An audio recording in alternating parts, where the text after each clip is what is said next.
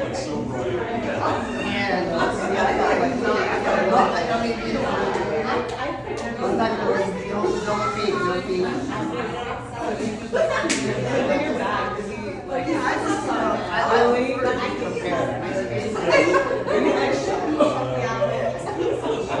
I'm the boss here.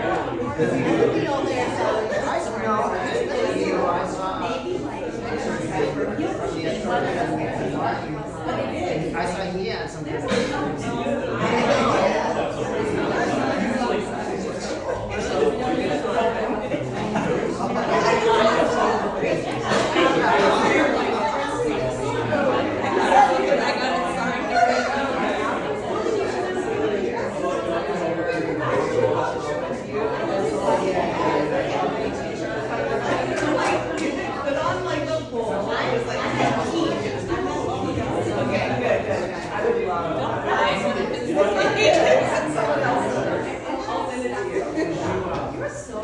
Well, I mean, did you have the? Well, we always have something else.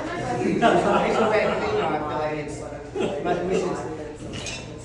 That's the thing is talk about this part. It's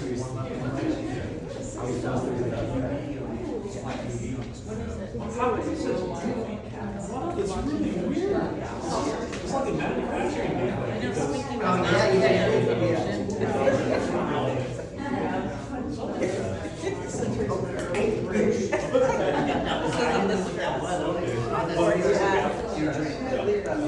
Was it the noise that she got?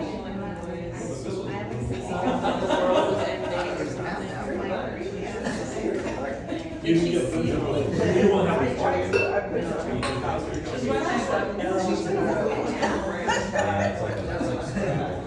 Welcome, Atlanta.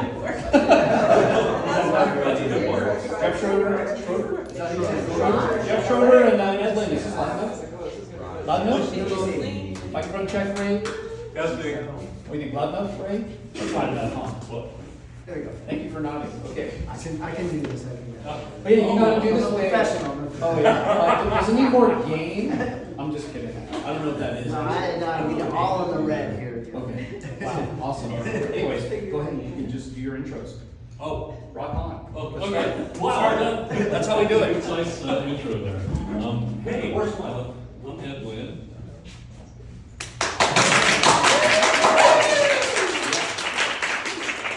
This is going to be call and response kind of thing. Yeah, so I'm Ed Lynn.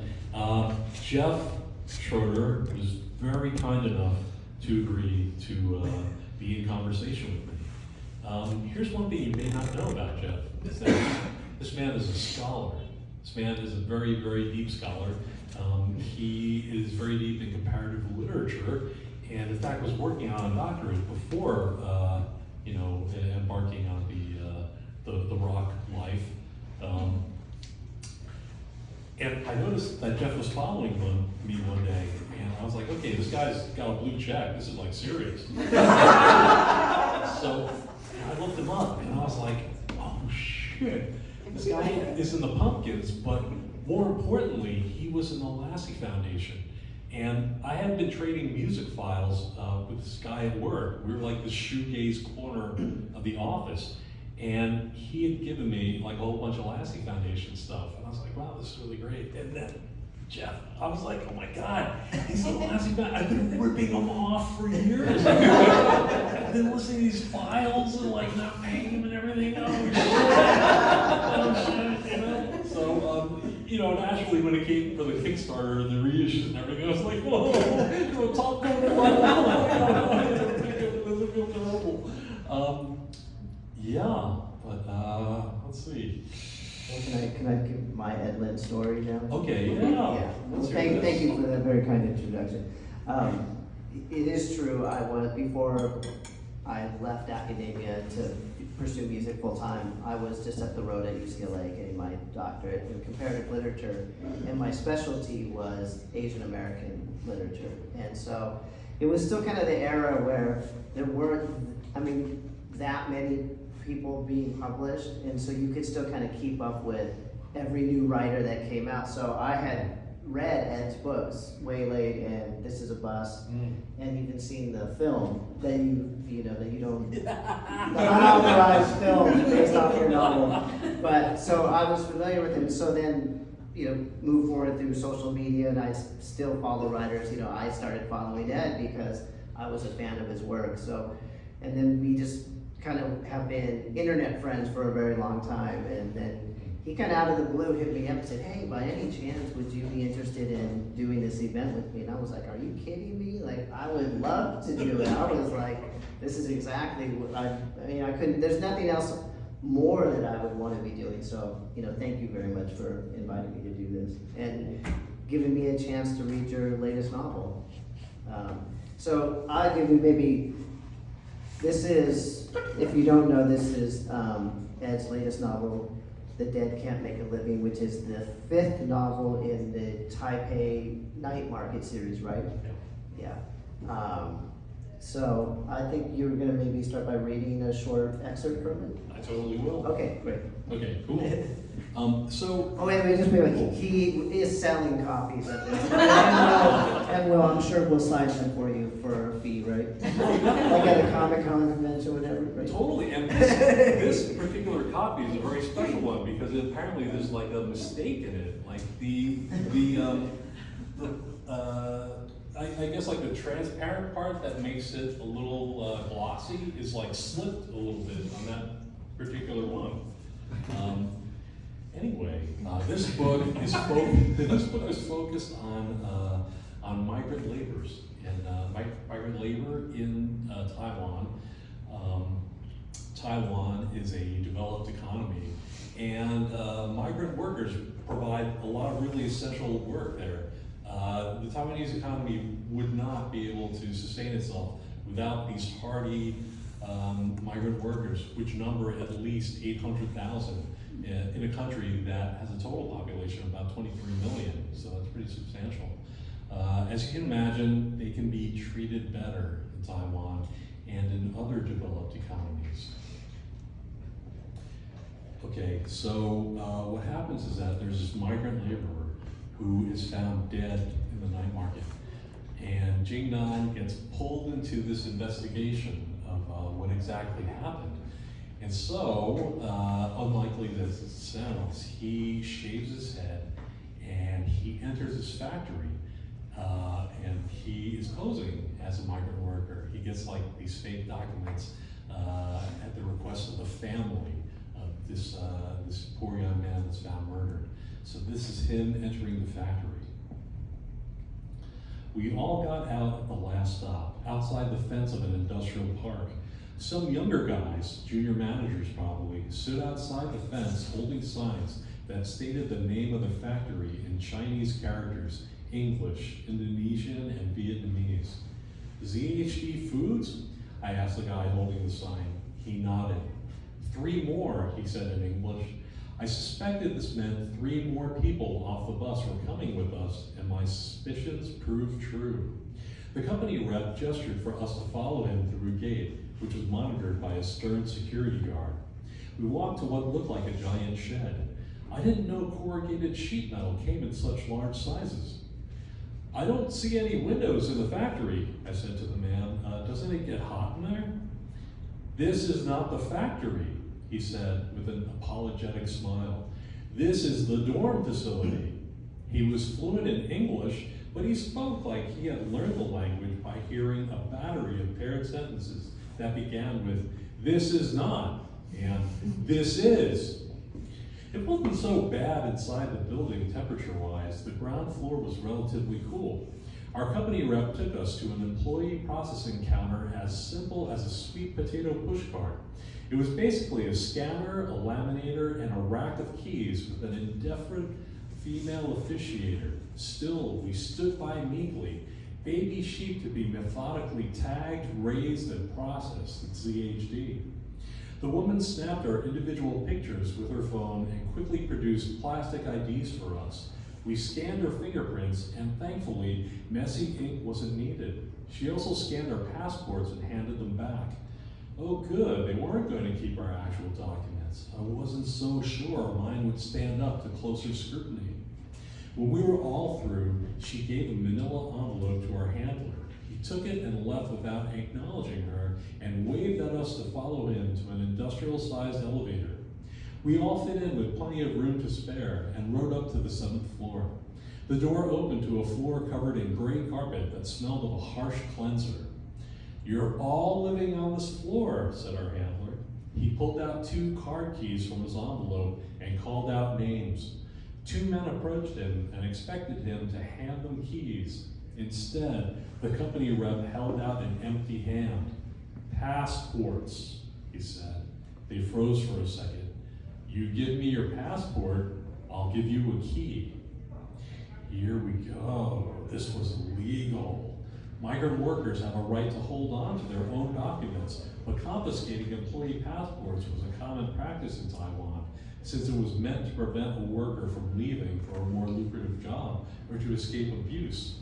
It didn't stop people from leaving for opportunities in the undocumented market, but it did compromise migrants' prospects for finding decent work.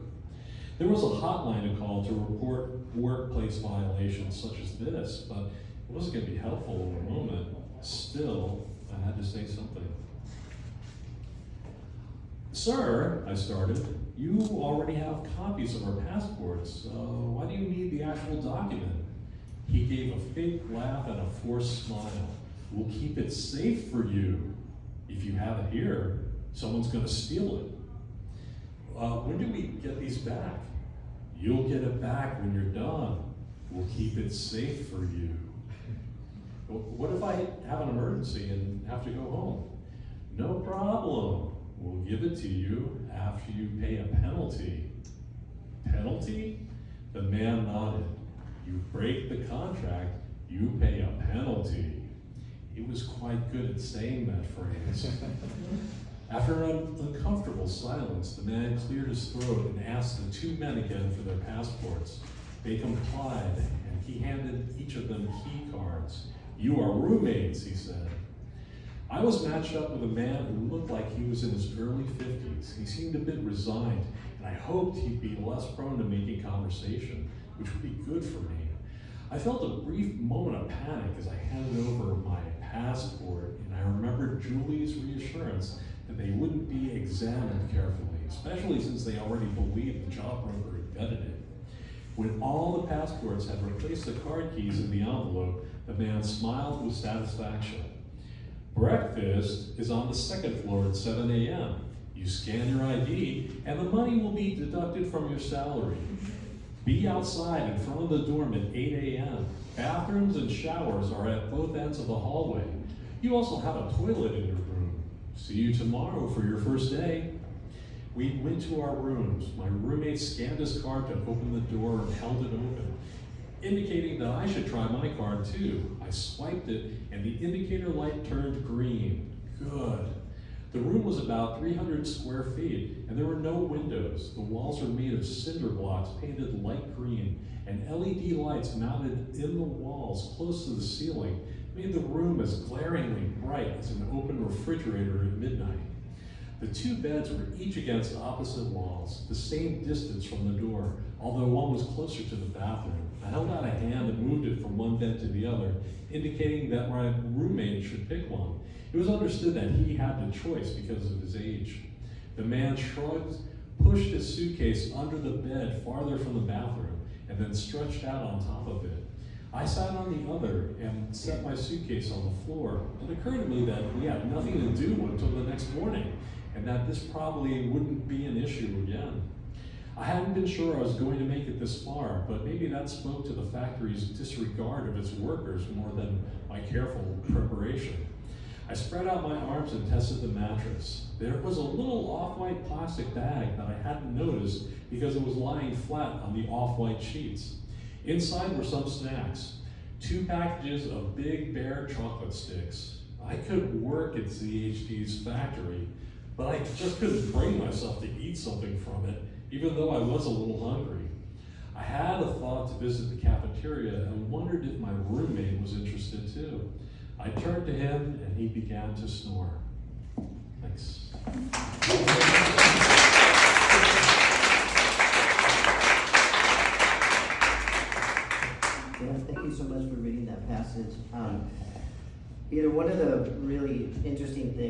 about this series as a whole, is the way that you represent Taiwan and Taipei as this very multicultural type of environment and city, you know, and nation.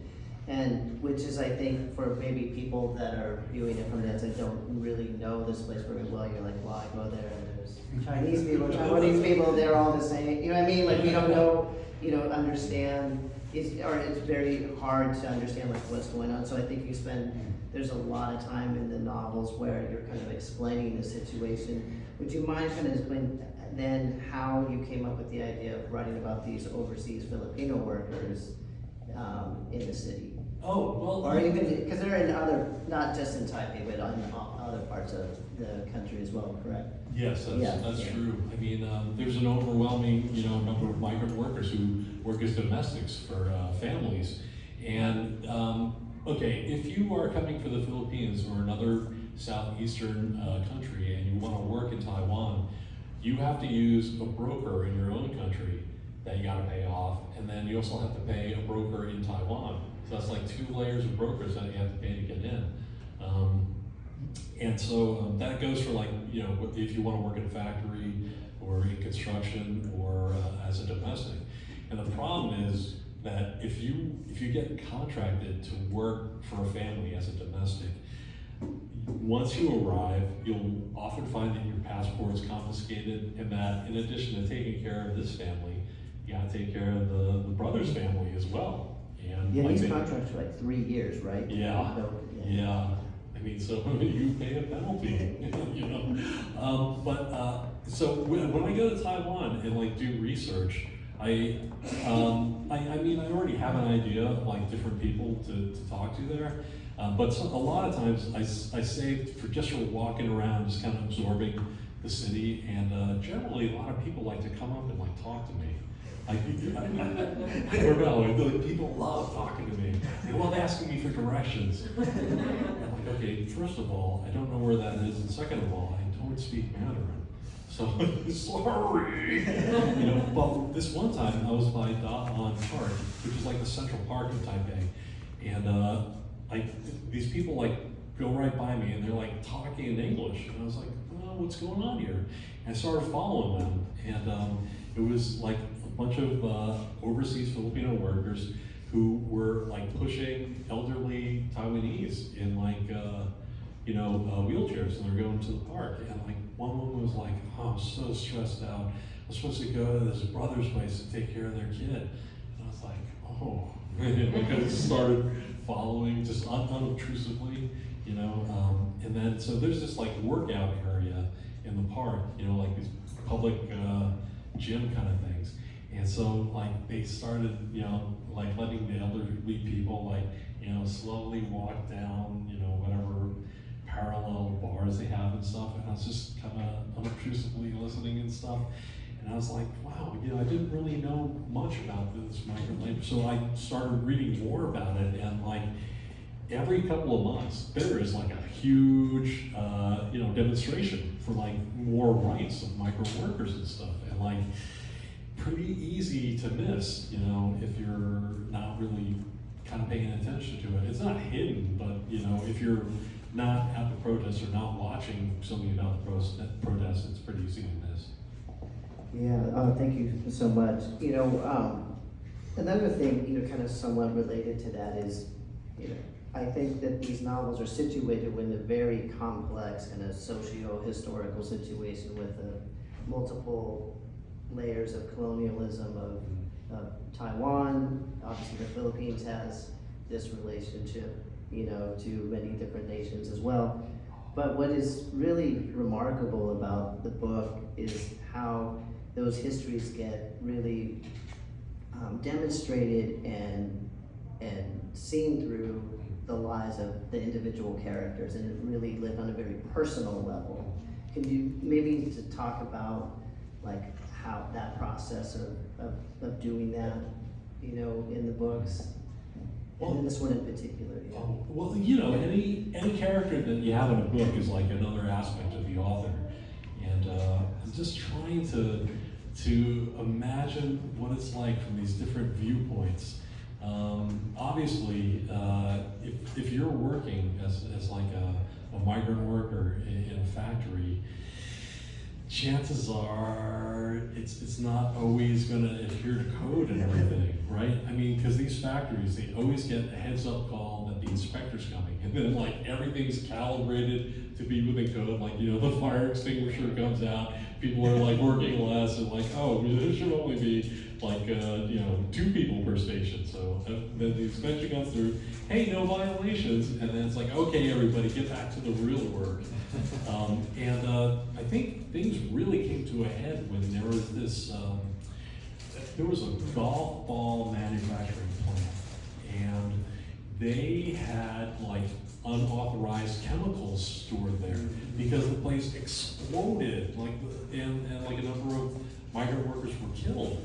And it just came out later that they were illegally storing chemicals in areas that should not have been. But you gotta see it from the people who own the factory as well. They wanna make as much money as possible, right? Nothing wrong with that. But we can't do that at the expense of people. I mean, it's just a matter of greed that's doing it as well. I mean, okay, so that's bad. But there, I want to have really complicated people. You know, yes, it's a mystery and there's crime involved, but I want to go beyond like mere good and bad. I just want to get into the really motivations and like the really personal ways that you can like hurt people without really being conscious of it. I said a number of times that like, you know, some crimes are not illegal. I was watching this Frontline once about this poor single mom who was working like 3 jobs, like trying to pay off the mortgage on her house and everything. She loses one of the jobs, falls behind on the payments. You know, JP Morgan, you know, takes the house away from her and then sells it at auction for like a fraction of, you know, what it was worth. And like, this woman probably could have paid for it, but the whole process of having it taken away and having it be like a tax write-off loss for the bank made it okay. You know, even though I'm writing about Taiwan, I'm definitely like also looking at the U.S. as well. And then there's like a number of parallels with migrant workers in Taiwan and in the U.S. as well. In the U.S., a migrant worker pays into the Social Security plan, but they can only collect if they retire within the U.S. If they leave the U.S., then they don't get paid anymore. And in that respect, the new revised law in Taiwan is better because you pay into Taiwan's pension. If you leave the country, you can still get your payments. Let's see. Wow, I really strayed away from what you said. That's quite all right. Yeah. I kind of went to the viewpoint of another character, that of the author. Yeah. Well, that's actually a good transition point because I wanted to talk about a little bit about the main character, Jingnan, which apparently is your Chinese name. Apparently. Yeah. So, but Jingnan is also Johnny. His a kind of American name because the main character at one point early in his life actually went to UCLA for 2 years and then couldn't finish. Parents died, so he had to end up moving back to Taipei to take over the family business, which is a noodle stand in the Shilin night market. You know, but so he's actually very fluent in English, and so in the night market he's able to attract many kind of foreign customers because he's very boisterous and speaks very good English. But so he's Jingnan, he's Johnny, and then in this novel he's John Ma Jingpin, right? A 26-year-old resident from Metro Manila and a Inglesero, meaning a Filipino that only speaks English. Yeah, that grew up only speaking English. So I guess I wondered, would you talk a little bit about kind of the fragmented identity of Jingnan? Oh, okay. Yeah. I had a lot of fun with this because I named the Ma Jinping, but I took the last name of Taiwan's former president Ma Ying-jeou for the Ma, and you know the Jinping, of course, is from Xi Jinping, and they were the first Actually, yeah, I think it was the first time the president of China met the president of Taiwan, and they met in Singapore. And like many people accused Ma Ying-jeou of Taiwan of like selling out the country and everything, and that actually led to the student takeover of Congress. And like they occupied the building for like a week, and then they cleaned up on the way out. Sometime we gotta leave it better. Okay, so yes, and Jingnan, that is my name in Mandarin. It means view south. Like traditionally royalty face south, and that was this name that my grandfather gave me. And I kind of imagined, my parents met in the U.S. and I was born in New York City. But I imagined like what my life would have been like had I grown up in Taipei and had a family business there. We had a family business here on the Jersey Shore in a really terrible hotel that I worked at. Well, I guess I can't really call it work. It was more than 40 hours. But I was imagining that if I had this like, under the same family business where it's like, Stan was under a lot of debt. It was probably the main reason why he had to come back. It's like, you gotta pay your debt in Taiwan. You owe a debt, you gotta take care of it somehow, some way. You don't get away from that debt.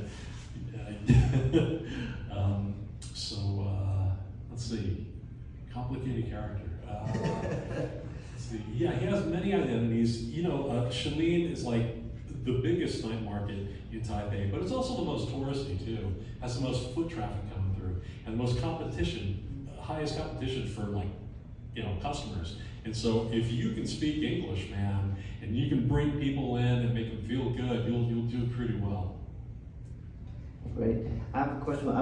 Before we kind of venture off into others, I want to ask about one more character. Okay. No, I thought that was very interesting. Was Benny Arroyo, the roommate, and kind of what was the inspiration for him? Because there's one section I really love where I have to kind of read it because if you don't mind, I thought it was so good. Thanks. Because Jingnan, the noodle stand is called Unknown Pleasures, from the Joy Division album. So Jingnan is a huge kind of post-punk music fan, and so this is pretty much right after the section that you read where they're hanging out in their room. And so I'm just going to read this 2 paragraphs here. It says, his name was Benny Arroyo. The lightning, I might wrong loss it. The lightning drew attention to his age spots, but they weren't anything major. He was extremely well read, and his knowledge was unusually broad and surprisingly deep. Benny even knew about Joy Division, and while he didn't like the music, he was aware that the band only recorded 2 studio albums that have been endlessly repackaged and re-released. That's a band whose following will slavishly buy everything with their name on it, he said, running a finger through the part of his straight black hair. Limited color vinyl pressing, extra tracks added to the CD box set edition. He shook his head. The same for Black Sabbath, Bob Marley, Pink Floyd, and Motown compilations. How many times have the same songs been sold again and again? Multinational entertainment companies are so cynical. This is not the conversation you would think of someone going to work in a factory would be having with the roommates. So. So his John Ma Jinping, his cover story is that he had been going to similar to Jingnan, he'd been going to this pretty decent school in the U.S. and then his family runs out of money. So in that, it kind of mirrors Jingnan's actual story. And the story with Benny is that he was a college professor who had been displaced because whatever administration came in there was very against what he was teaching, like anti-colonialism kind of stuff. He was like a leftist communist. Yeah. Commies know Joy Division so well. Yeah. So he is swept into manual labor, He probably could have stayed at the university had he adjusted his curriculum and his own like temperament, but he can't do that. He'd rather go into manual labor and then like submit. And in a way, he brings up Don Quixote later on. Yeah. So in a way, he is kind of like his own Don Quixote. He's not, charging dragons. He's like in a factory, in a food factory. Yeah, but then he ultimately is the one that leads John into. Yeah, I don't want to give away the plot spoiler, so we won't look at it. But he ends up being an important character into the novel. Who, I thought a very fascinating character who, is really a victim of these kind of bigger historical. I'm trying to find a nice way to say it, these kind of interventions by various forms of government, because I think we know in the Philippines, they basically went into a military dictatorship similar to Taiwan, even South Korea, right? These kind of U.S. backed, like, hey, this would be a good way for you guys to keep control, as long as we can have bases in all these places. They're bastards, but there are bastards. Yeah. So he's kind of of that change. But I wanted to talk, a question just about genre and you kind of mentioned it before about writing crime or detective fiction, but some of your earlier work wasn't necessarily in that vein, and then you kind of started writing. What motivated you to kind of start writing like a certain type of genre fiction? Well, and let me ask a B question to that too, because how have I've read that you were very influenced by Chester Himes, yes. And I think of other people like Walter Mosley too. Yeah. And how did other writers of color kind of affect the way that you approach, such a genre that has all these like kind of very tried and true conventions. Well, as I mentioned, my parents, our family, that's kind of crappy hotel in Jersey. And I kind of felt like crime was always there. It was like, I have an older sister, and her duties at the hotel were like, like daytime kind of things, like helping to clean rooms and vacuum them and stuff. But because I was a boy, I handled, the rougher, face for the customers, like really late at night. If you were coming up to our hotel at like 1 a.m, it's like, there's something wrong. Like you shouldn't be at our place. Like something went wrong in your life. Like you did something wrong, or you messed up somewhere. Like, and then like you drive in the hotel and you see me, and I'm there to kind of help you maybe, or try to get you help. Like sometimes I have to call help for some people, but I felt like there was always an element of like being on the fringe of society, and there'd be things like where there was this guy staying there. He had a girlfriend, but then his wife found out he was there, and she drove up. And it was like demolition derby, I don't know how they did it, but they each decided to get into their cars and just smash into each other. Like for years there was like, oh, here's another car part in the snow here. Just dig this out here. I also swept up broken glass in the hotel too. And then there's this one guy. Are you familiar with the name Chuck Wepner? Yes. He is a boxer who went toe-to-toe with Muhammad Ali. Like, Muhammad Ali beat the crap out of him, but never actually knocked him out. His nickname was the Bayonne Bleeder. That's Bayonne. And so he was staying at our place, like, long-term. His business card said that he was a wine distributor, but in fact, he was a cocaine dealer. And I was coming home right off the school bus one day, and he was handcuffed, and like the tow truck had like his car raised up, and I remember his vanity plate was like champ, like just up in the air, like being like called away. So I mean, I don't have to imagine a world where there's like, not great people. It's like I kind of was marinated in it. And so like Waylaid, I mean, there are like criminal elements to it. It's not really a crime book. It's more like coming of age kind of thing. And as I was writing that, I started writing This Is a Bust, which is like kind of the opposite of like a mystery. Like the detective has to solve himself or he's gonna die. So after This Is a Bust came out, it got some pretty good reviews, and this woman at St. Martin Books sent me this email. She's like, hey, this book has been really well received. I mean, do you have any interest in writing a sequel for us? And I was like, okay. And she's like, okay, the problem is though, that it's too literary. Can you make it more crime?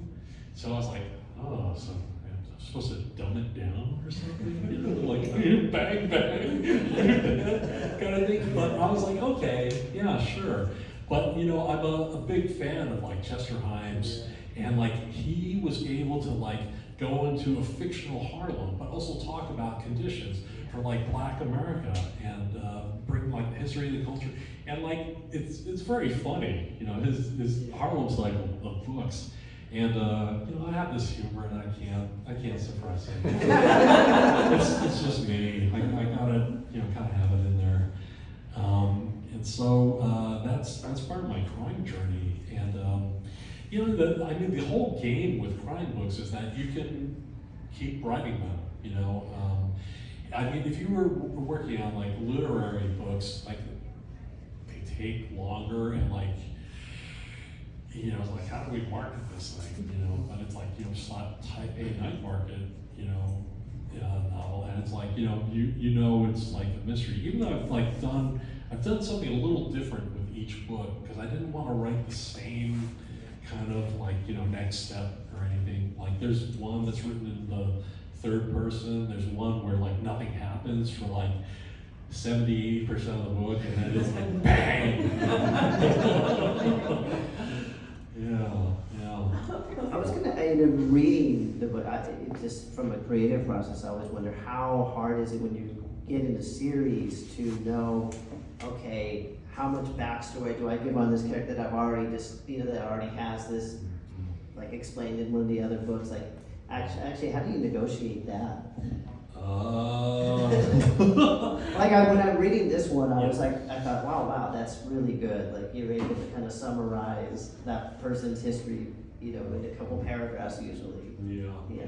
I mean, sometimes it's like, sometimes there is like a straight, like, oh, this and this happened to this guy. But sometimes it'd just be a funny illusion with like, oh, he looked at the scar in the mirror and then like grimaced or something like that. It's always a little dicey because the first thing someone will ask is like, do I have to read the other books before I read this one?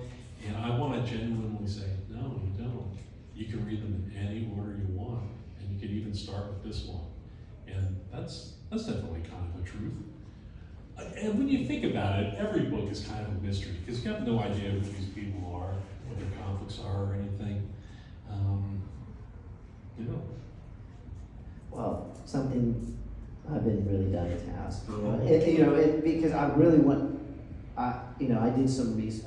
I had to do some research on you, but and I was surprised to find out that Joy Division is not your favorite band. That you like it, but you said I heard you say somewhere else that you said, well, they're not my favorite band. So how did you end up using the name Unknown Pleasures for them? Why did you choose them to be connected with Jane Gunn so much? Okay. Because it's as far as the character, it's by far his favorite band. He's even borderline. I don't even know if I like New Order. Jane Gunn really goes on these digests where, I really think they should have ended it right there. It took him a long time to open up to New Order. Well, the whole thing. Okay, the whole New Order Joy Division. And it was to the song "Regret," which is an amazing song. That's a great song. Okay, so when I was like thinking about Taiwan, and like, okay, right now it's a vibrant democracy and everything, but it has like a really ugly past. It's like under martial law, like horrible violations of human rights. People just disappeared, thrown in jail for an unaccountable number of years.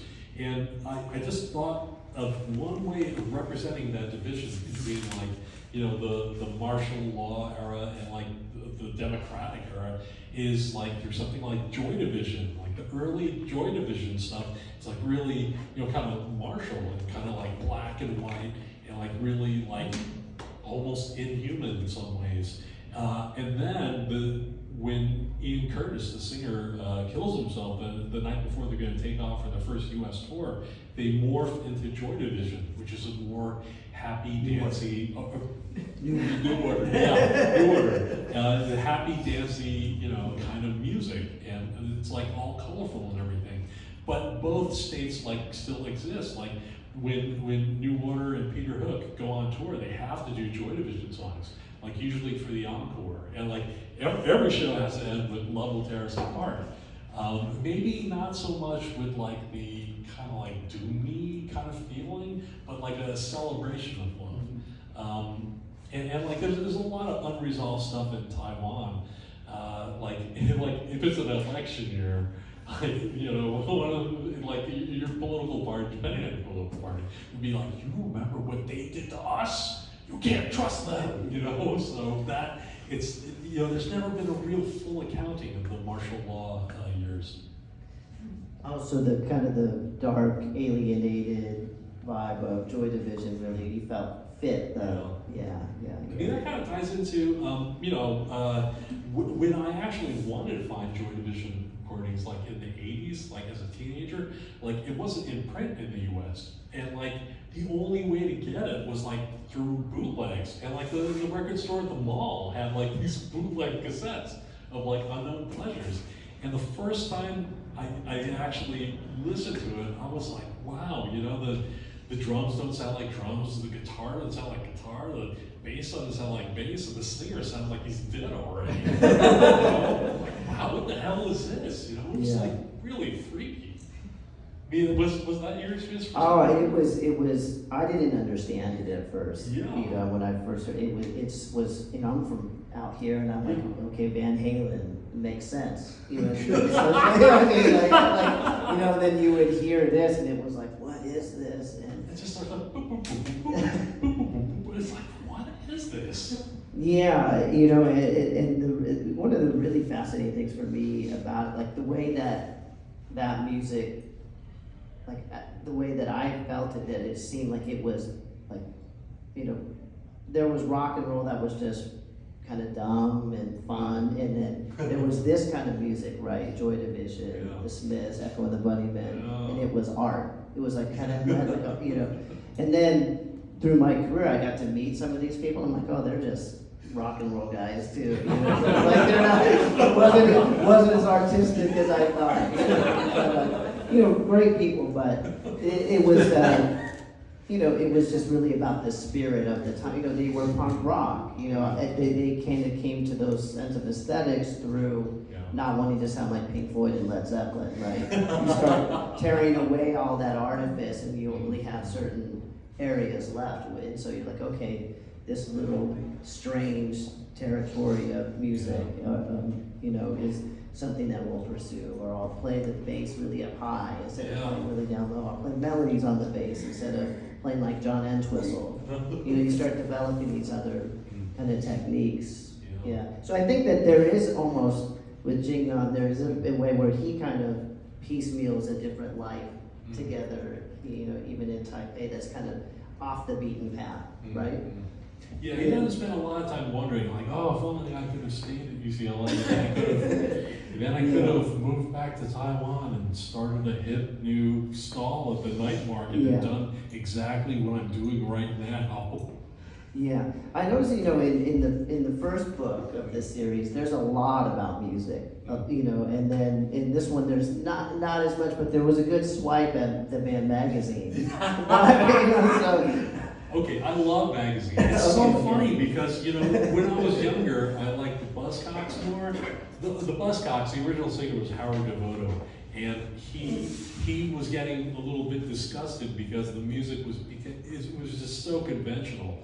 Like when he quit the Buzzcocks, he said, he'll get signed in a month. And he started a magazine, which is really oblique. And so like when I was younger, I liked the Buzzcocks a lot more. But now that I'm older, I like magazine a lot more. Like his lyrics are just great. Yeah, me too, and I'm a big John McGee Oh, guitar player, yes, so, yes. yeah, Secondhand Daylight, I love that, just brilliant. amazing, no, Yeah. well, we can But talk Jig about. doesn't like them, so. He doesn't, he said they're terrible, he said they're terrible bands, so.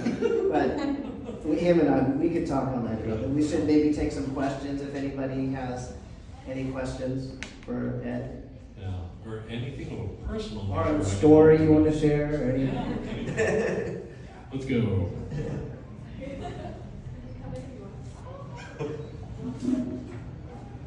Any problems of a personal nature?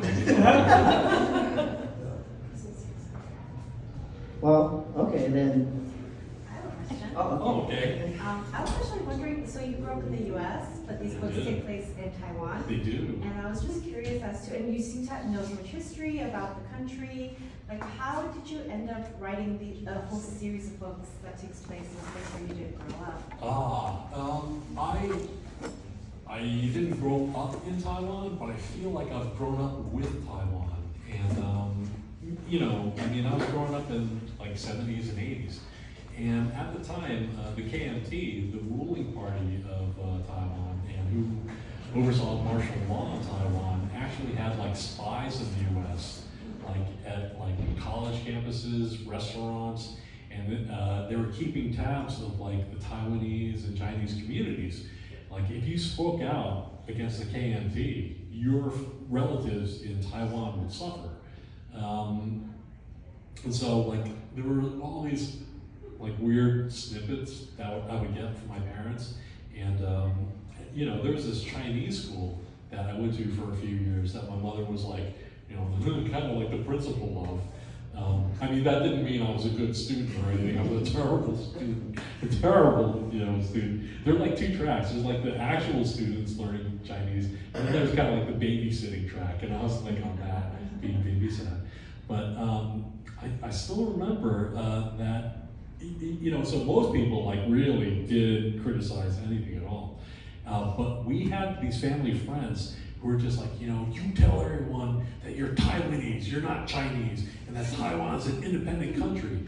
And I don't know if you guys know or not, but Chiang Ching-kuo, he at the time was the president of Taiwan, and he was at the Plaza Hotel. And one of these radical Taiwanese groups tried to assassinate him, but like the guy, you know, the gunman got within like 20 feet and then missed. It was like tackled by the cops and everything. And he very famously said, "Let me stand up like a Taiwanese." And like this attracted a lot of attention and like actually caused Chiang Ching-kuo to have like, you know, this kind of soul-searching moment where he was like, okay, you know, the majority of Taiwan are people who've been there for centuries. And we have to like bring Taiwanese into the party in order to survive, or something. They're just gonna kill us, you know, they're gonna rise up and kill us. And so that was actually part of the uneven path that Taiwan took towards democracy. As it is right now, I try to go to Taiwan every 2 years or so. I know someone who works in entertainment in Taiwan, and kind of, well, it may be similar to here, not necessarily, but entertainment and criminal organizations are very close in Taiwan. Okay, so the criminal organizations are not illegal in Taiwan. If you're a member of a criminal group, you just have to register at your local police precinct that, like, yes, I'm a member of this gang, or whatever. Because these criminal organizations own so many legitimate businesses, you can't just shut them down. I know this guy who's a journalist at a cable station that's owned by a criminal organization, and he was like, yeah, you know, this, whenever we have to work late, you know, the boss is really cool, he buys us all dinner and everything, and just hang out and meet. So I've met quite a few people in organized crime, and Taiwanese criminals, just like all Taiwanese, are like super duper polite. like super duper nice. Like, and like I've had dinner with these people. I had dinner with this couple. The husband was in one group and the wife was in another. And they knew I was allergic to seafood. And I was just, listening to them and just like idly picking up this dumpling and sticking it in my mouth. And the wife grabs this napkin and she rips this dumpling out of my mouth because she knew it had shrimp in it. And like it, saved my life there. So, I don't know. I feel like, okay, like I've heard from like one or two people who say like, oh, this is not Taipei. This is not Taipei. I'm like, well, maybe it's not your Taipei, but it's like a fictional Taipei. I mean, like, if you took like 5 people living in New York City, they would all have different ideas. And maybe you got someone living in like Bushwick, and that's a completely different person who lives on the Upper East Side. You're like, oh, run down clubs and murals and graffiti. That's disgusting. That's not a part of my New York. Thank you. What was your relationship to Taiwan growing up? Would you go back there and visit, or? Oh, yeah. Well, okay. The first time I went back was like 1980. Had to be 84 because Ocean Rain by Echo and the Bunnymen had come out, and I was listening to it. And the album before that was Porcupine, so I had both of them with me. And like there was still martial law in Taiwan, so it's like my first time. We're on the plane, man, and the plane's coming in for a landing in Taipei, and there's this cheery announcement, like, the possession of illegal drugs is punishable by death. I'm like, that's like the signal to hit the bathroom right now, flush your stash or whatever. So after we land, I remember we were coming in for the landing, and there are all these massive, like, anti-aircraft guns like lined up on the strip. I was like, shit. They're like ready in case like China invades. And then after we land, it's like, it's not even customs. It's like you're going through like crazy lines of people going through every single stitch in your bag and your belongings, your apparel and everything. Yeah, it was like really, really serious. Like my sister had like this little stuffed baby seal, and they were like, testing all the little things inside of it. And then once we got in, I remember like at like 5 o'clock, everything stops. Like if you're walking in the street, you stop, and they would very solemnly lower the flag. And that once it was like 7 o'clock or so, you weren't supposed to be out on the street. So for my first trip to Taiwan was like not fun. It was like, wow, this is like really, really serious and everything. And then I went again in like 93, and martial law had been lifted a number of years. And there was all this crazy commerce happening. Like people were selling everything, like on the streets and stuff. I bought a bunch of video games. And I'm like, okay, this is really cool. I really dig this. But like going in recent years, I kind of feel like, especially in Taipei, it's kind of like slingshotted past like New York City. Like the subways in Taipei are like unbelievable, Thanks. Yeah. Thank you. Yes. I'm super fascinated by your upbringing in that Jersey Shore hotel. Oh, wow. And I'm curious, two questions. Have you ever thought about writing a memoir? And second, have actual stories from that time period actually made it into your books? Wow. I don't know if I'm ready for that. Wow, that's really weird. That was like a spirit, right? Sometimes What just happened? a Bluetooth thing, it picks up just some random car Okay, I've not thought of writing a memoir. What was the second one? The second one was, have you actually like straight up used situations and occurrences from your past directly in your books? I mean, there's like some in Waylay, but like the craziest stuff is not in there because fiction has to be believable, real life. You know, just when that sound happened, I was just remembering, like, I've experienced a ghost. And that had a profound effect on me because I'm okay with stuff happening that I don't understand. I really feel like there's a lot of things in life we don't understand, and I'm at peace with that. My parents had bought this, investment property in the middle of nowhere in Pennsylvania. And the realtor said, oh yeah, this couple's divorcing. They just want to get rid of this property really fast. And so they made me live there the summer before going to college. By yourself? By myself. And like the street, it's in such a remote area, the street in front of it didn't even have a name. It was like RR and like a box number, RR rural route for delivery. And it was like this really old farmhouse from like the early 1800s. It had a dirt basement, had a shovel coal into the furnace to like get hot water. The steps were uneven because they were all hand hewn.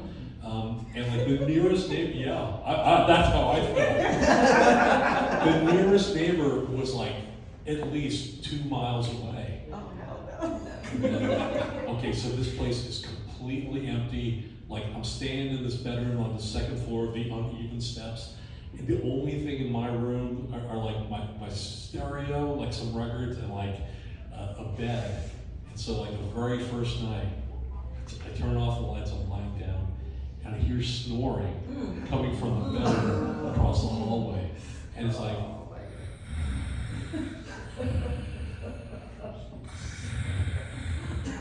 and I was like, it's like completely dark, and like you can see like light from the stars. And I was like, wow, I can't hear that. And then so like I just snuck across the hallway, and I stuck my head in the room, and it stopped. But then when I went back to my bedroom, I could hear it again. Like it was not an animal; it was definitely human. And then I threw on Raw Power by Iggy and the Stooges, like the most powerful rock album there is, right? But at the end of side one, you know, it's like. I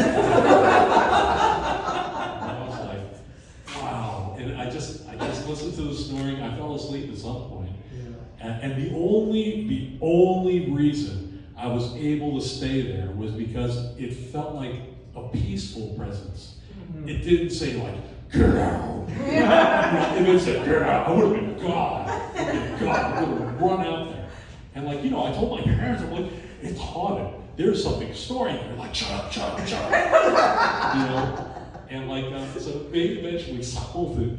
You know, they didn't live there. I didn't live there. I lived there the whole summer, man. It didn't snore every night, but it was probably like 3 times a week. But you know, maybe it was like the spirit of an old farmhand that just needed that extra rest. You know, it was very restful. It was not menacing at all. If it had been, I would have jumped out that window, man. God. I have one question. So Yes. you were saying making the transition from writing literary into genre. How was that for you? Like, what did you, when you sat down to write, how was the adjustment that you made? You know, I was kind of thinking about, you know, my inspiration, Chester Himes. Chester Himes, his early books are like these social protest novels that, you know, did not have that big an audience. And this French publisher told him, like, okay, just write us a crime book and like make every page like a scene in a film. Just try to make it unfold like that. And I was like, wow, that's really great advice, you know.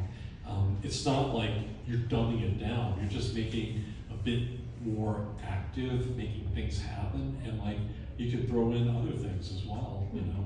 Yeah. That was part of what I did.